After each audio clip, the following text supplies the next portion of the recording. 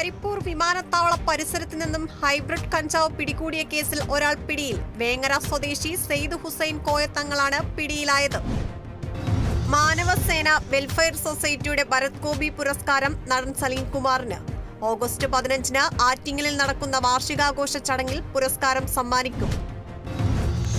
Kozhikode Eengapuzha MGM higher secondary സ്കൂളിൽ ബഷീർ ദിനാഘോഷം സംഘടിപ്പിച്ചു.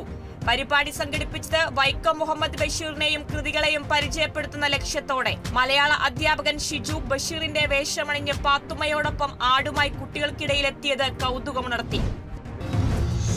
പത്തനംതിട്ടയിൽ കാറും മിനി ലോറിയും കൂട്ടിയിടിച്ച് അപകടം. കാറിലുണ്ടായിരുന്ന നരിയാപുരം സ്വദേശികളായ ഒരു കുടുംബത്തിലെ 5 പേർക്ക് പരിക്ക്. പരിക്കേറ്റവരിൽ 2 പേർ കുട്ടികൾ.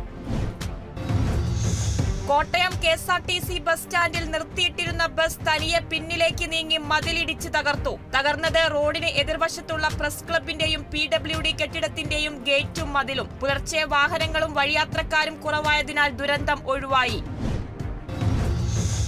ഹിറ്റായി മാറി തൃശൂർ അരിമ്പൂർ പഞ്ചായത്ത് കുടുംബശ്രീ കിരണം പദ്ധതിയിലൂടെ നടപ്പിലാക്കിയ വഴിയിടം പദ്ധതി. ശ്രദ്ധേയമായത് കസേരകളും അനുബന്ധ മേശകളും പാത്രങ്ങളും വാടകയ്ക്ക് നൽകുന്ന വനിതാ സംരംഭകരുടെ പദ്ധതി.